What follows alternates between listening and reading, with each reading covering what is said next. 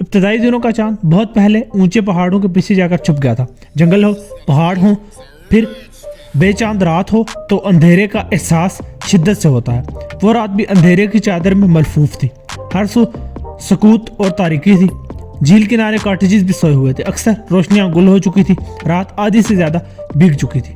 1 बजने में 20 मिनट बाकी थे। ऐसे आलम सकूत में जावेद और सिराज कॉटेज के करीब एक दीवार की ओट में दुबके बैठे थे।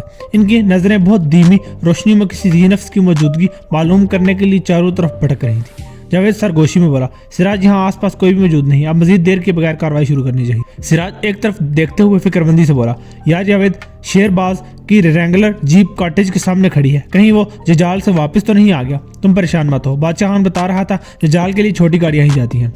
रेंगलर जीप के लिए रास्ता नहीं, इसलिए इसने अपनी जीप यहाँ छोड़ी है। सिराज दीवार की ओर से निकलकर कॉटेज के दाखिली दरवाजे के पास आया। इसका दिल जोर जोर से धड़क रहा था। वो शरीफ सा बैंकर था, मगर पैसे की हवस और कशिश ने इसके अंदर हिम्मत पैदा कर दी। इसे मालूम था शेरबाज के कॉटेज में बूढ़ा मुलाजिम अकेला मौजूद था। इस पर काबू पाने के लिए उन दोनों ने हिकमत अमली बना ली। सिराज ने आहिस्ता से कॉटेज के दरवाजे पर दस्तक दी। एक जरा तवक्कुफ के बाद थोड़ा सा दरवाजा जोर से बजाया। अचानक ही से एहसास हुआ कि दरवाजा अंदर से बंद नहीं था। इसके दबाव डालने पर अंदर की तरफ थोड़ा सा खुल गया। इसने पलटकर 8-10 फुट दूर जावेद की तरफ देखा, जो अंधेरे में साया सा लग रहा था। इसने सिराज को इशारा करके बताया कि सब अच्छा है, तुम कॉटेज में दाखिल हो जाओ।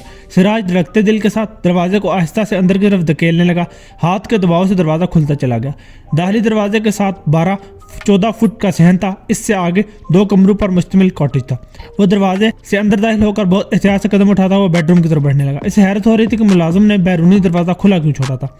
वो बेआवाज कदमों से चलता सहन के आखिर तक आ गया और अपने पीछे खटका सुनकर उछल पड़ा। इस वक्त इसे एहसास हुआ कि कॉटेज का दाखिली दरवाजा किसी ने बाहर से बंद कर दिया था। एक लम्हे को 1000 अंदेशों ने से घेर लिया। फिर ये सोचकर खुद को तसल्ली दी कि जावेद कॉटेज के बाहर किसी गैर मामूली सूरत हाल से निपटने के लिए चौकस था। शायद इसी ने किसी वजह से दरवाजा बंद कर दिया होगा। सहन के आखिर में एक छोटा सा बरामदा था। इसके साथ बेडरूम था। बरामदे में खुलने वाली खिड़की से रोशनी बाहर आ रही थी। इसे हैरत हुई कि शेरबाज की अदम मौजूदगी में बेडरूम की रोशनी क्यों थी। शायद बूढ़ा मुलाजिम इसकी गैर मौजूदगी से फायदा उठा के बेड पर सोया होगा। यह ख्याल दिमाग में पैदा हुआ तो इसने अपने नेफे में से 8 इंच लंबे फल का खतरनाक खंजर बाहर निकाल लिया। इसे मजबूती से थामा। बेडरूम के दरवाजे पर कोई ताला नजर नहीं आ रहा था। इसने दरवाजे को जरा से दबाया। इससे खुशगवार हैरत हुई, बेडरूम का दरवाजा भी अंदर से खुला हुआ था। इसने आहिस्तगी से दरवाजा खोला। कमरे में नीले रंग की हल्की रोशनी फैली हुई थी। मुनासिब वसअत के इस बेडरूम की सजावट में सादगी थी। एक तरफ पलंग मौजूद था। इसके ऊपर एक शख्स चादर सर तक ताने सोया पड़ा था। बेड के करीब ही 2 कुर्सियां और छोटी सी मेज थी। सिराज दबे कदमों पलंग के पास आया। बादशाह ने बताया था कि बूढ़ा मुलाजिम रिटायर्ड फौजी था। इसने अपना खंजर मजबूती से हाथ में पकड़ा हुआ था। इसका मकसद बूढ़े मुलाजिम को जान से मारना नहीं था, इसे डरा धमकाकर अच्छी तरह कमरे की तलाशी लेना था। इसने पलंग के सरहाने से एक झटके के साथ सोए हुए शख्स के ऊपर से चादर हटाई। इसके साथ ही वो उछल के 2 कदम पीछे हट गया। खौफ और हैरत ने जैसे इसे पत्थर का बना दिया। पत्थर पर सोया हुआ शख्स कोई और नहीं शेरबाज था। इसके सीने में दस्ते तक खंजर उतरा हुआ था। खून सीने के जख्म से बह बह कर सारे पलंग को रंगीन बना चुका था। इसने इस्तरारी तौर पर शेरबाज पर झुकते हुए अपना हाथ इसके सीने में उतरे हुए खंजर की तरफ बढ़ाया। कपकपाते हाथों से इसे थामा। वो इसी तरह के मामलात से ऐसा नाबल था कि नासमझी में आला कत्ल को पकड़ लिया था। इसने जोर लगाकर खंजर बाहर खींचा। इसके साथ ही बलबल खून सीने के जख्म से बहने लगा। शेरबाज इसी तरह बेहसो हरकत था कि अनाड़ी होने के बावजूद भी सिराज समझ गया कि वो जिंदा नहीं है। अचानक ही इसके सीने की दीवारों पर जैसे बोंचाल आ गया। खौफ की एक सर्द सी लहर रीढ़ की हड्डी में सरायत करने लगी। कॉटेज के बैरूनी दरवाजे पर कोई शख्स जोर जोर से खटखटा रहा था। सिराज ने हौसला मुजतमा किया। मन बारे कदमों से चलता हुआ बेडरूम से बाहर आया। अभी इसने बरामदा पार ही किया था कि एक धड़ाके के साथ दरवाजा खुल गया। नीम तारीकी में मुतअद्दिद पुलिस वाले हाथों में बंदूकें लिए अंदर घुस आए। सहन में आकर उन्होंने एकदम पोजीशनें संभाल ली। फिर एक पुलिस वाले की गरजदार आवाज गूंजी, खबरदार अपने हाथ ऊपर कर लो वरना गोलियों से बूंद डालेंगे। सिराज को ऐसा महसूस हुआ कि जैसे वो पत्थर का हो गया हो। इंस्पेक्टर ज़हूर की आंख सरहाने रखे मोबाइल के बजर से खुल गई। इसने हाथ आगे बढ़ाकर मोबाइल उठाया। स्क्रीन पर एएसआई नवाब अहमद का नाम देकर वो खटक सा गया। इसने वक्त देखा, रात 1:30 बजे का वक्त था। यकीनन कोई इमरजेंसी हुई थी कि रात के इस पहर इसकी नींद में हलल डाला गया था। इसने कॉल वसूल करके हेलो कहा। दूसरी तरफ एएसआई नवाब की हिजान आवेज आवाज सुनाई दी, सर आपकी नींद खराब करने पर दिली माजरत, मगर बात ही ऐसी है कि आपको जगाना जरूरी था। इसने लसान से कहा, नवाब तकल्लुफात छोड़ो, मुख्तसर अल्फाज में बताओ क्या हुआ है। सर बिशगिरी झील के एक कॉटेज में कत्ल की वारदात हुई है। मकतूल का ताल्लुक शहर से था, पिछले 1 महीने से यही रह रहा था। कातिल का कुछ पता चला है? जी सर, कातिल पकड़ा गया है। मकतूल का अपना दोस्त है, आला कत्ल भी बरामद हो गया। कत्ल की वजह अभी सामने नहीं आई है। तुम इस वक्त कहाँ हो? मैं जय वारदात पर हूँ, शवाहिद इकट्ठे कर रहा हूँ। कातिल को पकड़कर एक कमरे में बंद कर दिया है। ठीक है, मैं आधे घंटे में पहुंच रहा हूँ। इंस्पेक्टर जहूर जानान पूरे थाने का इंचार्ज था। थाने के साथ ही सरकारी क्वार्टर में बीवी बच्चों के साथ रहता था। वो तेजी से बिस्तर से उठा, यह खबर सुनकर इसकी नींद उड़ गई थी।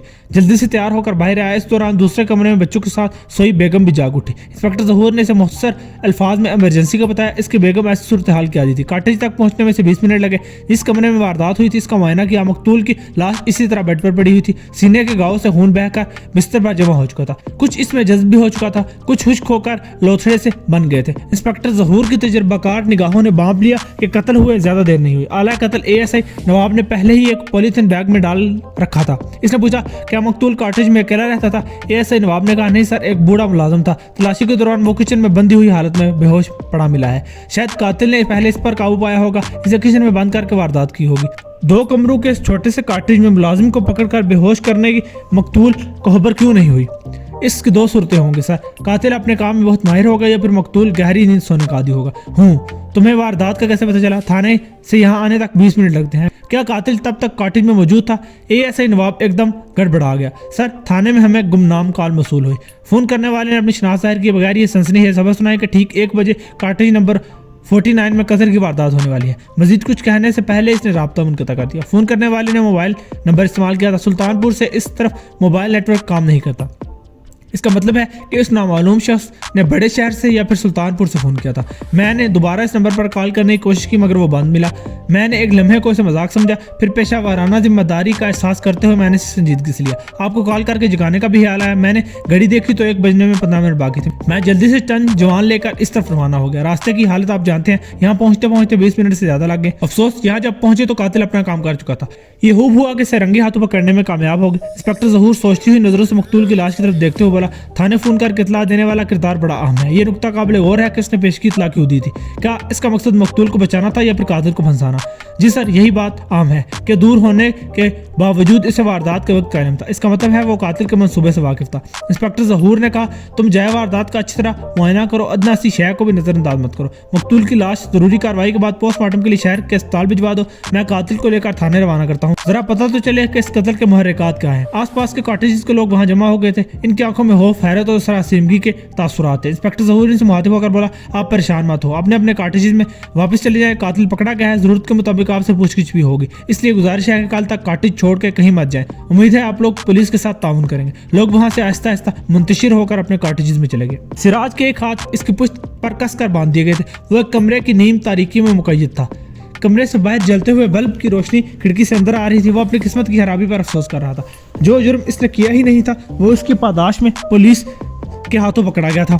शेरबाज ने इसके साथ धोखा किया था। इनकी मदद से 80 लाख हासिल करके वादे के मुताबिक इनका हिस्सा दिए बगैर भाग गया था। इसके बावजूद इसे कत्ल करने का इन दोनों ने सोचा भी नहीं था। वो तो इस खुशफहमी में कॉटेज में दाखिल हुआ था कि शेरबाज वहां नहीं है। इसकी गैर मौजूदगी में कॉटेज की अच्छी तरह तलाशी करके लूटी हुई रकम लेकर आ जाएंगे। मगर इनका मंसूबा न सिर्फ बुरी तरह नाकाम हुआ बल्कि वो कत्ल के जुर्म में गिरफ्तार भी हो गया। हवालात की नीम तारीकी में वो पक्के फर्श पर दीवार के साथ पुष्ट लगाए अपनी बदबख्ती पर मातम कर रहा था। कुछ वक्त गुजरा कि एक सिपाही ने सलाहों के पास आकर धीमी आवाज में पुकारा। इसने सर उठाकर देखा, नीम तारीकी में से एक पुलिस जवान दिखाई दिया। सिपाही सरगोशी में बोला, तुम्हारे लिए हुसूसी पैगाम है। अपने साथी जावेद का नाम पुलिस को मत बताओ, वो आजाद रहकर तुम्हारी रिहाई की कोशिशें करेगा। इसने चौंक कर पूछा, ये पैगाम किसने दिया है? क्या जावेद ने खुद ऐसा कहा है?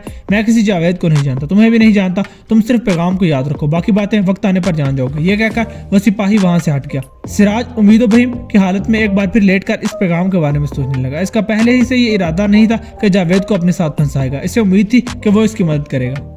इस पैगाम के बाद इसने अपना इरादा मजबूत कर लिया। मशहूर है कि नींद सूली पर भी आ जाती है। वो परेशानी के बावजूद ऊँघने लगा। अचानक ही किसी ने हवालात की सलाहों पर एक डंडा मारते हुए उसे जगा दिया।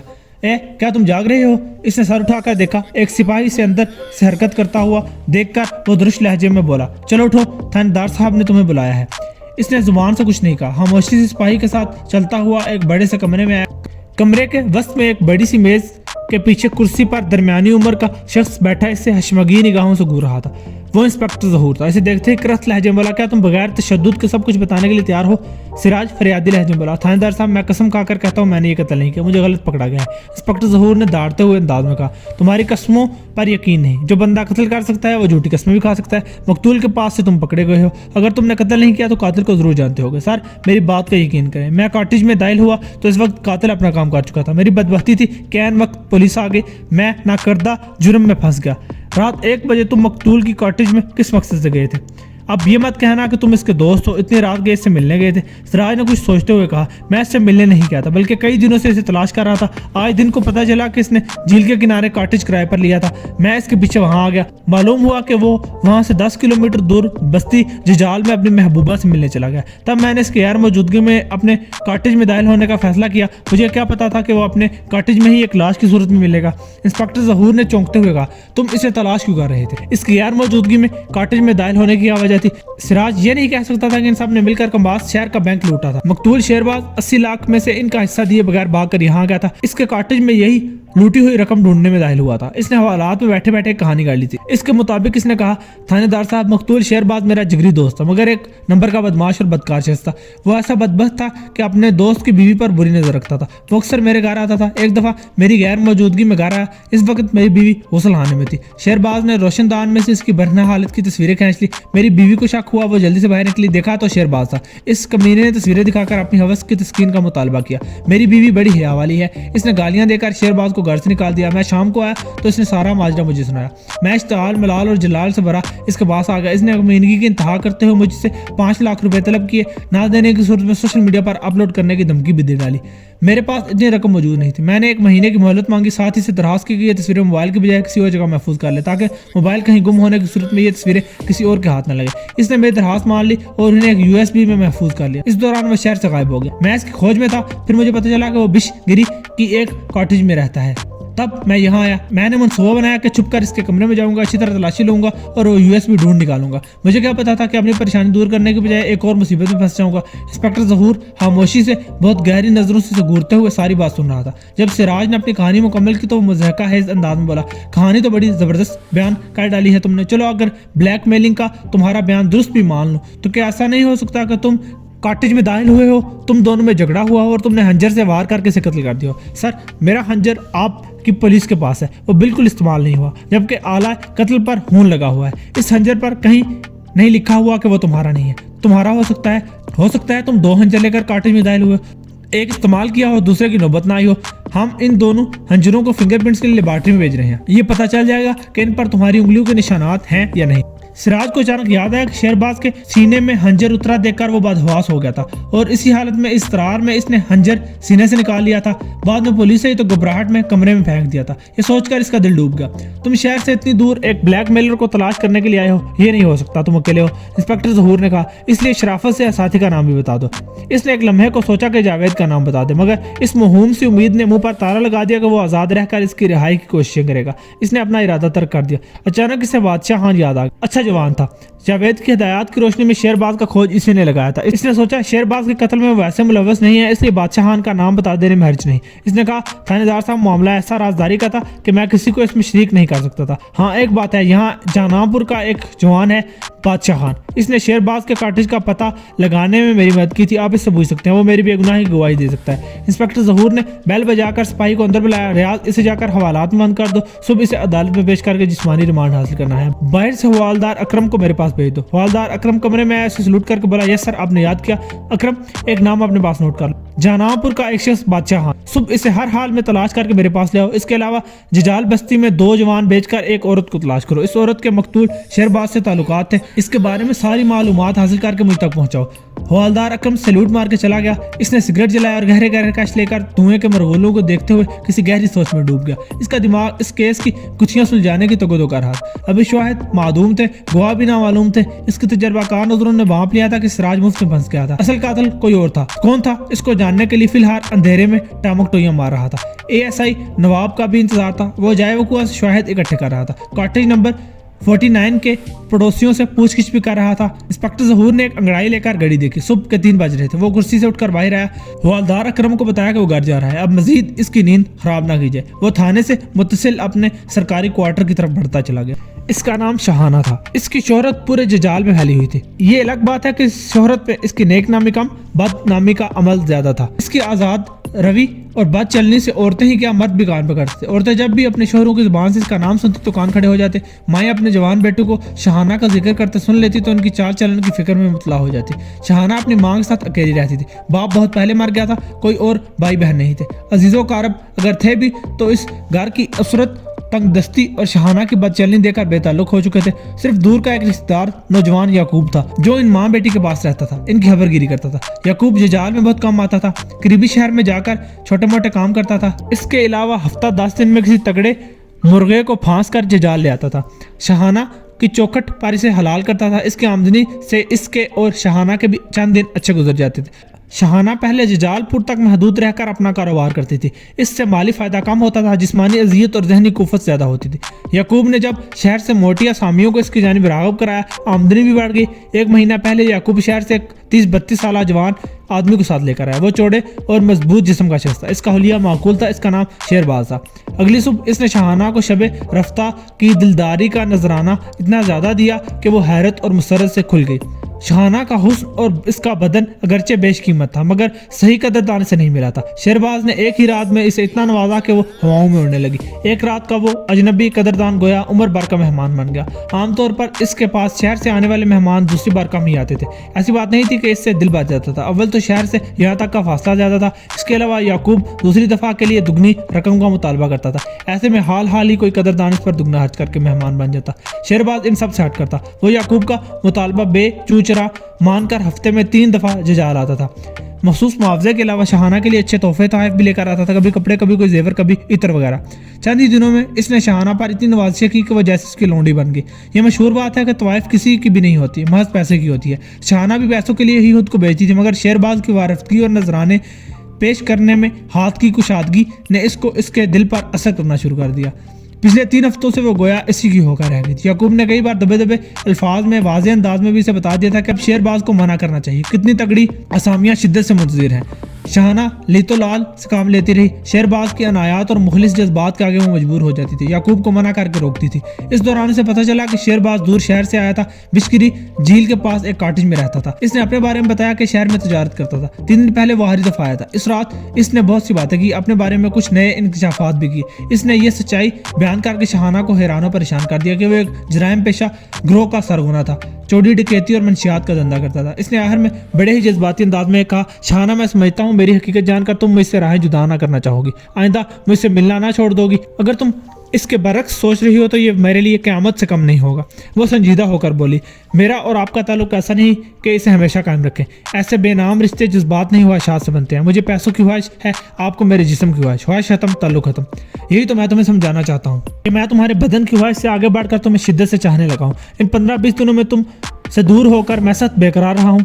एक रात भी तुम्हारे बगैर मेरे लिए अजाब बनी रही है। मैं याकूब को मुंह मांगे दाम देकर तुम्हारा कुर्ब हासिल करता रहूंगा। बहुत सोच विचार के बाद मैंने तुम्हें हमेशा के लिए अपनाने का फैसला किया है। मैं तुम्हारा हर मुतालबा, हर शर्त पूरी करूंगा। प्लीज इनकार करके मेरा दिल मत तोड़ना। शहाना को चुप लग गई, दिमाग साएं तेज आंधियां चलने लगी। शेरबाज के जज्बात इसके लिए हैरान को नहीं थे मगर वो इसे हमेशा के लिए अपनाने की बात करेगा ये इसने कभी नहीं सोचा था। बहुत देर बाद इसने बिखरे बिखरे लहजे में कहा, कई सालों से मैं एक गंदी जिंदगी गुजार रही हूँ। मर्द मेरे लिए हमेशा आमदनी का जरिया रहे हैं। बाप, भाई और शोहर के रूप में कभी ख्याल ही देखने का पैदा नहीं हुआ। आप मुझे पहली बार इस अंदाज में सोचने पर मजबूर कर रहे हैं। लेकिन क्या ये मुमकिन है कि आप मेरे माजी से वाकिफ होते हुए मुझे अपने शरीक हयात बना सकेंगे? कुछ अरसे बाद जज्बात की आँख ठंडी हो जाएगी, तब मेरा माजी आपको शोके लगाएगा। मेरा वजूद से जुड़ा माजी का ताफ़ुन आपके लिए नाकाबिले बर्दाश्त बन जाएगा। इसलिए कल को मुझे ख्वाबों की शराबों में भटकते छोड़ देने के बजाय बेहतर है आज ही मुझे मेरे हाल पर छोड़ दें, अपनी राह लें। मेरा एक ही रास्ता है, वो रास्ता तुम्हारी तरफ आता है। वो पुरअज़्म लहजे में बोला, मैं जिस बात की रोह में बहकर ये बात नहीं कर रहा। तुम्हारे साथ कुछ दिनों के ताल्लुकात के बाद अपना इरादा बयान कर रहा हूँ। तुम्हारी जिंदगी अबों से बरी है, मेरी जिंदगी भी दागदार है। मैं एक मुजरिम पेशे शख्स हूँ। हम दोनों एक दूसरे के साथ एक नई जिंदगी का आगाज करेंगे जिसमें तुम्हारे माजी के हवाले कभी नहीं होंगे और मेरे माजी के निशान भी नहीं। शहाना अंदर से बिखर रही थी। एक बीवी बनने की तमन्ना हर औरत के अंदर में चलती है। तवाइफ भी औरत होती है। हालात के जबर इसे मर्दों की तन्हाई में झोंक देते हैं, लेकिन दिल के निहा खानों में एक बीवी छुपी हुई होती है। वक्त आने पर मचल कर बेदार हो जाती है। शहाना के अंदर सोई हुई बीवी भी शेरबाज की बातों से बेदार हुई। वो कपकपाती आवाज बोली, आप मुझे ऐसे ख्वाब दिखा रहे हैं जिनकी ताबीर खुदा जाने कैसी होगी। ऐसा ना हो कि इस गंदी जिंदगी से भी ज्यादा मेरे लिए और दुख हो। मैं आपकी बात मान भी जाऊं तो मेरी बूढ़ी माँ का क्या बनेगा? इसकी कौन देखभाल करेगा? तुम अपनी जिंदगी और अपनी वालिदा के बारे में बिल्कुल फिक्र मत करो। मेरे पास इतना पैसा है कि हम यहाँ से बहुत दूर किसी ऐसी जगह पर चले जाएंगे जहाँ हमारे माजी का हवाला देकर परेशान करने वाला कोई भी ना होगा। तुम्हारी वालिदा भी हमारे साथ जाएंगी। तुम अपनी वालिदा के पहले से बेहतर हिदमत कर सकोगे। शाहना के पास अब इनकार की कोई गुंजाइश नहीं थी। दिमाग अंदेशे जगा रहा था, मगर दिल मसरतों से धमाल कर रहा था। ये एहसास इसे बायस से राहत था कि गुनाह और तौफुन से भरी इस जिंदगी से निजात मिलने वाली है। शेरबाज ने इसे रुखसत होते वक्त वादा किया था कि मैं 3 दिन बाद सारा इंतजाम करके आऊंगा और इसे और इसकी वालिदा को लेकर यहाँ से बहुत दूर चला जाऊंगा।